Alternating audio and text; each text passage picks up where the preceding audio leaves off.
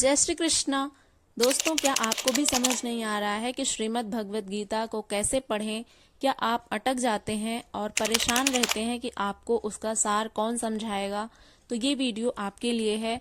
आज की इस वीडियो में हम लोग 8 बेहद ही आसान टिप्स के बारे में जानेंगे जो हमें हेल्प करेगी श्रीमद् भगवत गीता के श्लोकों को समझने में, उसके अर्थ को, उसके सार को समझने में हमारी सहायता करेगी।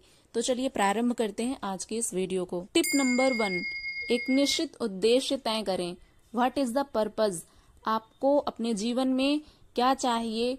आपको शांति चाहिए या आप मेडिटेशन करना चाहते हैं? अपने जीवन में आने वाले संघर्षों के प्रति आपको सजग होना है, उसके लिए आपको तैयार होना है, या फिर आप धर्म में प्रवृत्त होना चाहते हैं, या आपको मानसिक शांति चाहिए, या फिर आप एक स्टूडेंट हैं, अपने स्टूडेंट लाइफ में आपको अपने पढ़ाई पर ध्यान केंद्रित करने के लिए आपको श्रीमद् भगवत गीता के श्लोकों को पढ़ना है। तो इन सारे उद्देश्यों को देखते हुए आप अपना उद्देश्य तय करें कि आपको अपने जीवन में क्या चाहिए और किस लिए आपको श्रीमद् भगवत गीता पढ़नी है। टिप नंबर 2, संदर्भ को समझें। Understand the context. सबसे पहले हमें यह जानना है कि श्रीमद् भगवत गीता कुरुक्षेत्र में श्री कृष्ण और अर्जुन के बीच हुए वाद संवाद का संकलन है। इसमें 18 अध्याय तथा 700 श्लोक हैं। इसमें कहे गए प्रत्येक श्लोक भगवत गीता, जिसको हम कहते हैं भगवद, यानी भगवान श्री कृष्ण के द्वारा बोले गए जो वचन हैं उन्हें ही हम भगवत गीता के नाम से जानते हैं। तो इसका संदर्भ आपको समझना अत्यंत आवश्यक है कि आप सबसे पहले तो ये जानें कि श्रीमद् भगवत गीता क्या है। श्रीमद् भगवत गीता एक संघर्ष है। गीता हमें अपने जीवन में संघर्ष को स्वीकार करना सिखाती है। और जैसा कि आज का मनुष्य है वो बहुत ही आलसी होता जा रहा है, आलसी प्रवृत्ति का, क्योंकि वह कर्म नहीं करना चाहते हैं, जबकि गीता हमें यह सिखाती है कि हमें अपना कर्म करना है। एक सही कर्म का चुनाव कैसे करें यह हमें सिखाती है श्रीमद् भगवत गीता। कार्पण्य दोषोपहत स्वभावः पृच्छामि त्वां धर्म सम्मूढ़ चेताः यत् श्रेयः स्यान्निश्चितं ब्रूहि तन्मे शिष्यस्तेहं शाधि मां त्वां प्रपन्नम।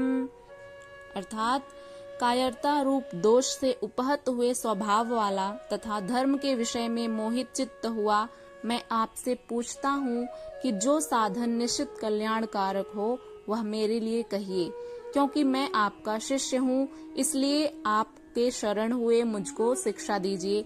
ऐसा कहते हैं अर्जुन भगवान श्री कृष्ण से कि हे भगवान, मैं आपका शिष्य हूँ, मैं आपके ही शरण में आया हूँ, इसलिए मेरे लिए क्या सही है और क्या गलत है ये निश्चित करके मेरे लिए बताइए कि मैं कौन सा कर्म चुनूं। टिप नंबर 3, अपना गाइड चुनें। Select your guide. सबसे पहले तो श्रीमद् भगवत गीता पढ़ने से पहले हमें एक ऐसे गाइडर का चुनाव करना है जो हमें गाइड कर सके कि हमें किस तरह से पढ़ना है, किस तरह से हमें उसके भाव को समझना है। श्रीमद् भगवत गीता के श्लोकों में जो कहे गए उसके अर्थ हैं, उसको आसानी से समझने के लिए एक अच्छा गाइडर होना अत्यंत आवश्यक है। यदि आपको कोई गाइडर नहीं मिल रहे हैं तो आप भगवान श्री कृष्ण को ही अपने मन मस्तिष्क में बिठा करके उन्हीं को ही आत्मचिंतन करते हुए अपना गाइडर भगवान को आप मान सकते हैं, और इस प्रकार से आप श्रीमद् भगवत गीता के श्लोकों को पढ़ना प्रारंभ कर सकते हैं। टिप नंबर 4, चिंतन और मनन करें। प्रत्येक श्लोक को पढ़ने के पश्चात हमें उस पर मंथन करना है, उसको सोचना है कि इसमें कहे गए जो भाव हैं, जो अर्थ हैं, वे हमारे जीवन में किस तरह से उपयोगी सिद्ध हो सकते हैं। वे श्लोक हमसे क्या कहना चाह रहे हैं। साक्षात भगवान श्री कृष्ण के ये वचन हैं और उनको अध्ययन करते समय उसके पश्चात उनके अर्थों को आप पढ़िए और फिर उसको अपने आत्ममंथन करिए, अपने चित्त में उसको उतारने का प्रयास करिए कि ये आपके जीवन में किस तरह से उपयोगी सिद्ध हो सकते हैं। टिप नंबर 4, अध्ययन में साझेदारी। आप ग्रुप में पढ़ सकते हैं। श्रीमद् भगवत गीता को आप जब अपने फ्रेंड सर्कल में पढ़ते हैं या फिर अपने पारिवारिक जनों के साथ पढ़ते हैं तो कहने का भाव यह है कि जब श्रीमद् भगवद गीता के श्लोकों का वार्तालाप होता है, वाद संवाद होता है। जैसा कि श्रीमद् भगवद गीता भगवान श्री कृष्ण और अर्जुन के बीच हुए वाद संवाद का संकलन है, तो जब इनके श्लोकों को आप समूह में बैठ कर के पढ़ेंगे, उनका आत्ममंथन करेंगे, चिंतन करेंगे, तो इन श्लोकों को आप आसानी से समझ सकते हैं। इसलिए श्रीमद् भगवद गीता के श्लोकों को आप साझेदारी से पढ़िए, उसको ग्रुप में पढ़ने का प्रयास करिए। अपने फ्रेंड सर्कल में भी पढ़ सकते हैं, आप अपनी फैमिली में भी पढ़ सकते हैं। जहां पर भी आपको सुविधा लगे वहां पर आप इन श्लोकों को साझेदारी के साथ पढ़ें। सर्वधर्मान् परित्यज्य मामेकं शरणं व्रज अहं त्वा सर्व पापेभ्यो मोक्षयिष्यामि मा शुचः। भगवान श्री कृष्ण अर्जुन से कहते हैं कि सभी धर्मों को त्याग करके तुम एकमात्र मेरी ही शरण में आ जाओ, मैं तुम्हें सभी पापों से मुक्त करके अपनी शरण में ले लूंगा। टिप नंबर 6, एक दिन में एक श्लोक पढ़ें। 1 श्लोक ए डे।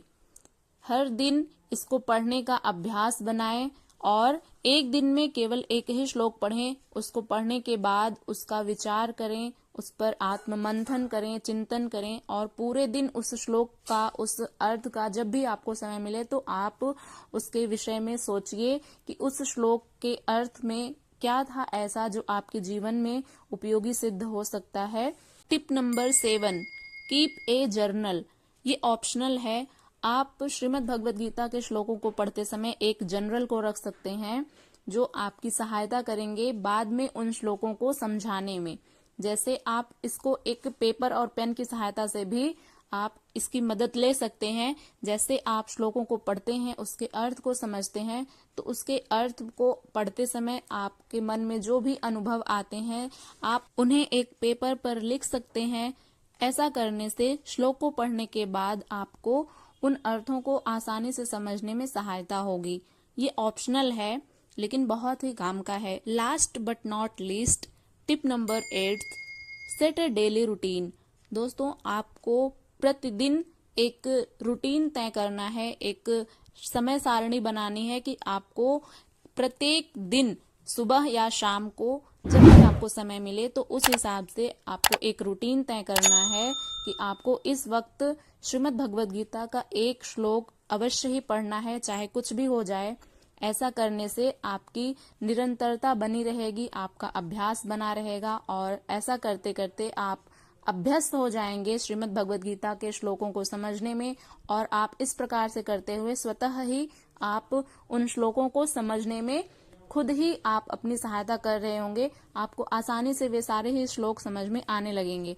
और यदि आपको फिर भी नहीं समझ में आते हैं तो श्रीमद् भगवद गीता को हमने बहुत ही अच्छे और सुंदर ढंग से, बहुत ही सरल व्याख्या में आपको समझा रखा है। इस वीडियो के एंड स्क्रीन पर आपको कुछ प्लेलिस्ट देखने को मिलेंगी और यदि आप प्रथम अध्याय से लेकर के 18वें अध्याय तक के सभी श्लोकों को पढ़ना चाहते हैं तो इस चैनल की प्लेलिस्ट में जाकर के आप उन वीडियोस को देख सकते हैं। हमने उसमें बहुत ही सुंदर और सरल ढंग से, बहुत ही आसान भाषा में आपको प्रत्येक श्लोकों का अर्थ समझाने का प्रयास किया है।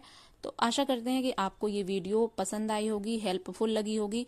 यदि ये वीडियो पसंद आई हो तो इसे अपने दोस्तों तक अवश्य ही शेयर करिएगा ताकि उनकी भी सहायता हो सके।